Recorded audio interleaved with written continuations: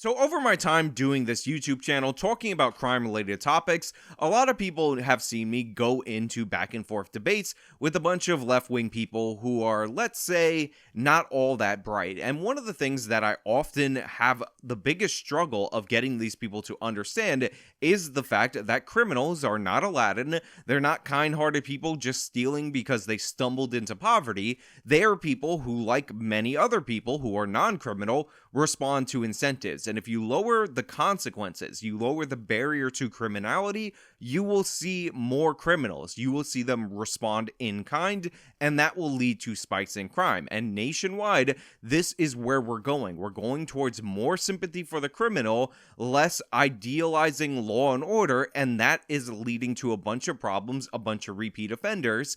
And this is encapsulated perfectly in this story out of New York City, where a spree criminal cited bail reform as one of the reasons why he was not worried about finally getting caught. But before we get into this, we got to talk about your sleep. So let me toss it to the sponsor, then we'll come back over here and discuss this insane case on the other side. Do you have difficulty sleeping? Well, you're not alone. 164 million Americans report difficulty falling asleep. On top of that, there was a study that featured 4,000 participants and 27% of them had severe sleep problems. This is one of the reasons why tens of thousands of Americans are trying this amazing supplement to help aid them in falling asleep, because it's not like it's no big deal. It's a serious, often ignored health problem, and you can try this supplement, which has 7 different nutrients proven to help aid in sleep length and your ability to fall asleep, over at sleepwithajw.com. Get the nutrients your body needs to sleep for 51% off, 60-day money-back guarantee by clicking the link in the pinned comment and the top of the description. Also, if you're mobile watching on YouTube, go to the more under the description of this video and you'll find your link there to try as well. That is sleepwithajw.com, sleepwithajw.com. What a mess. We're talking about 6 different robbery locations, 6 different crime scenes, including the Woodside Motel just behind me. That's where it's alleged that 2 men were robbed inside. All this happened across 3 boroughs over the course of just a few hours. So we have a crime spree story. Of course, we're talking about suspects who are repeat offenders. The crime that they're committing were robberies. They did about 6 of them in 3 different boroughs in the city of New York. For those of you who don't know, the city of New York has 5 boroughs, and each borough is the equivalent to a county in another place. We're one of the only cities where we have 5 counties within the city, but that's what a borough is for those of you who are unaware. And it's what these suspects said, what one of them said when they were taken into custody, that really has got our attention this morning and is drawing new attention to some of the issues with the state's troubled bail reform laws. Let's go through what we know, because there is a lot to go over. Now, eventually, these criminals, these spree robbers, ended up getting caught. 6 crimes was just 1 too many, and the NYPD ended up making an arrest. But that's not the story. The part of the cops doing their job is not today's tale. Today's tale is what this person said after being caught, because it cuts to the heart of the main issue in the state of New York, which is bail reform. These 2 individuals were allegedly in a white minivan that crashed on West 179th Street and Cedar Avenue. Now, that is in the Bronx. That's where it all ended. So they commit the robberies and all that. They're in a van. They end up getting into a crash in a busy intersection in the Bronx, putting more people at risk. And that is how they ultimately ended up being caught. Also, I am not going to ignore the fact that this officer's hair looks absolutely ridiculous. He looks like he's an extra from the movie Grease. What are you doing? Why are you dressed like a cop from the 50s, at least in the hair? I don't understand it. Why did you think that was acceptable? I bet you feel kind of awkward that you're the cop right in frame with this insane criminal at the moment that he got arrested. Look, we gotta point out the facts as we see them. You know, typically I'm pretty pro law enforcement on this channel, but that officer right there, that can't be ignored. We're not just gonna let that hair slip by. We're gonna point out that it looks ridiculous, and he looks like he's maybe doing like community theater, playing like a new version of Grease on stage or something like that. About 2 hours earlier at 12:58 a.m., they are alleged to have committed the first of 6 robberies, stealing jewelry from 2 females on Alston Avenue. That's in Corona, Queens. I mean, seriously, look at that crash. That is a violent crash. They ended up crumpling the front of the van,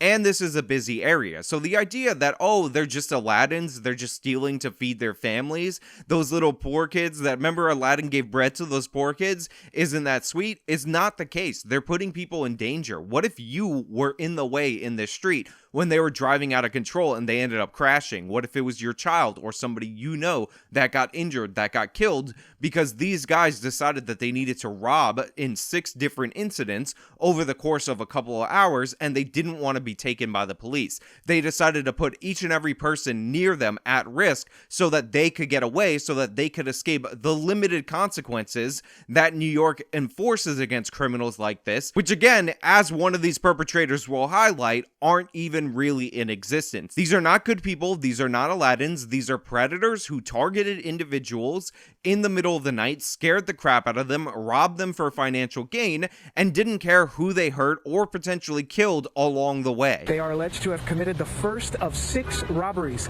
stealing jewelry from 2 females on Alston Avenue, that's in Corona, Queens.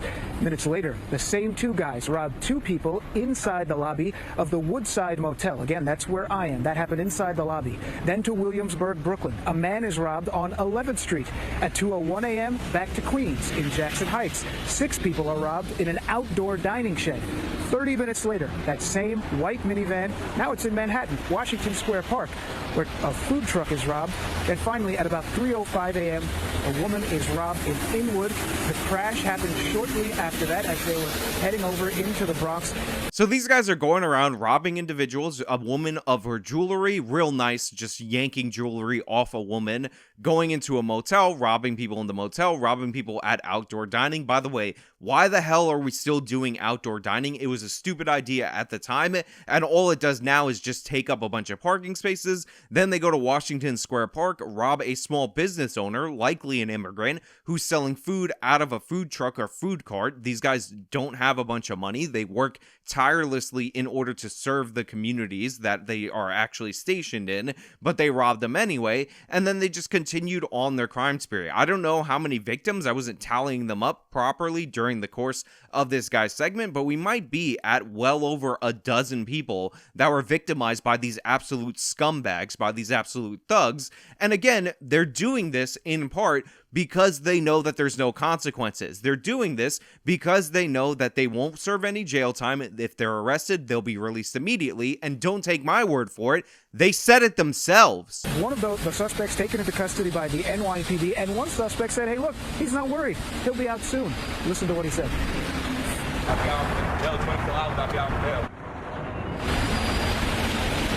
Kind of hard to hear what he said there. We were a little far away, but he said, I'm going to be out in 24 hours. In 24 hours, I will be out. Yeah, that's right. He's like, I'll be out on bail in 24 hours. Don't worry about it. I'll be out on bail. Because in the state of New York, according to the bail reform law, which Kathy Hochul recently defended because she said, oh, it's definitely not causing the spike in crime. Don't worry about it. Our woke, crappy criminal justice policies that Andrew Cuomo instituted so he could run for president need to stay because they're not causing any issues. And here you have a guy saying, oh, I'll be out on bail tomorrow. I'll be out in 24 hours. Don't worry about it. I'm going to get away with this. And he's 100% right, because all of these robberies, the crashing of the car, the putting people in danger, these are borderline not bail eligible offenses. Now, I know they made some tweaks here and there, so maybe they might be able to charge him some minuscule amount of bail in order to make him pay a little bit of something. But this is a guy who commits 6 different robberies in 3 different boroughs over the course of a couple of hours, so he'll easily be able to make up that money just by stealing from more hardworking citizens of this state. Seriously, pay close attention to where this all went down, where this crash happened, which obviously was the result of this suspect going at high speeds. There's a bunch of apartments on the one side, so there's a lot of people living there. It is not unusual for people in New York City to be walking their dog late or out on the street because they have a late shift or anything like that. He could have easily killed those people. And then when they cut back to the officer's side, you see that they're up against the backdrop of a very busy thoroughfare. This is not quite a highway, but it is a pretty big road that has a lot of traffic that even at around 1 o'clock in the morning, 2 o'clock in the morning is pretty busy. As you can see, those cars are whizzing by. This guy had no regard for anybody else's safety. This guy had no regard for anybody else's property rights. He's robbing people, terrifying people with his buddy, driving like a maniac, slams into this post, could have easily killed someone, and he's laughing, talking trash next to a guy who's making his hair look like the Fonz, saying he'll be out in 24 hours. Now, police say that a gun was displayed in all the robberies, and the gun was found inside that crashed minivan. Oh, did I forget to mention that all of these robberies were armed robberies? So at any point in time, this person who has no regard for human life, no regard for anybody else but himself, he could have murdered these people for his property, and he'll still be out. He'll still be let out within 24 hours with either no bail at all or minuscule bail. It's absurd. It's insane. And this is who the policy is made for. We should point out that this incident happened just a day after we saw that big hearing about the state's bail reform laws that would happen. Some lawmakers said that clearly they need to have changes. Others says the data is unclear. It's unclear if the rise in crime that we've seen is directly related to some of these bail reform laws, but the word on the street apparently is a little bit different. That's the story there. So again, we have all these people talking about how the data is unclear. We didn't do enough studies in order to figure out if we can attribute the bulk of the rise in crime to the criminal justice reforms like bail reform, like raise the age, or similar. And the thing is, we know for a fact that this is what is driving this up. We saw that since they instituted raise the age, which makes it very difficult to charge underage offenders as adults, that the number of youths being indicted for a homicide jumped up dramatically. It more than doubled in the city of New York. We see in bail reform, when people are released over and over again, same day automatically, they continue to reoffend. And the game that these people play in the New York State gubernatorial office and across the left-wing media in this state is they say, well, the percentage of people that are rearrested is relatively similar. And the thing is, obviously that's going to be the case because the majority of people who were arrested for petty crimes in the first place. So we're talking about 90% of people who didn't offend before bail reform law. So if you just let out an additional 1% of super predators, then statistically it's going to look like a bit of an anomaly, but not that significant. This is the game that they're playing, except for the fact that those 1% are the predators that are constantly reoffending, and they're the ones creating the problems. You have to be blind, deaf, and stupid, otherwise known as a left-wing activist, to ignore the reality when you have a criminal looking directly into the camera saying, I'll be out tomorrow. It's not a big deal. What are you guys gonna do? There's no law and order. There's no consequences, so I'm just gonna keep reoffending, and maybe the next time I rob a small business owner who's wrapping up and closing up his food truck, maybe I'll blow his head off. Maybe you might care at that point in time, but until then, continue to treat me like Aladdin, and I'll continue to speed down neighborhoods that are quite busy, and hell, maybe I'll even kill a kid while I'm doing it, and it's okay, because remember, I'm the victim in this scenario. That guy's the victim of systemic racism, and apparently the police, even that Fonzie guy, those are the oppressors. That is how it is genuinely viewed by the left wing in this country, and it's absurd, it's insane, and we're seeing the consequences over and over and over again, and it's time to say that we've had enough. No more of this nonsense. Let's cut the crap and arrest these people and put them away for a long time. If you stick a gun in 6 people's faces, I'm sorry, well more than a dozen people's faces, to do armed robberies while they're eating, while they're in a hotel, while they're just walking around because you want their jewelry or their property or whatever, then you need to be locked away for a serious period of time. You need to learn a lesson that that's not appropriate, and you need to be removed from society. I don't want to see you gloating about how you're going to be released the next day. This guy is a menace to society, him and his friend, and giving him a slap on the wrist and hoping that they do better next time is not going to solve any problem in this city. But hey, those are just my thoughts. Let me know your thoughts down in the comments below. If you liked the video, show them by leaving a like, subscribe for more content, follow me on all my social media, support me via the support links in the description box of this video. This has been me showing you once again that bail reform is something that the criminals are taking advantage of. Till next time.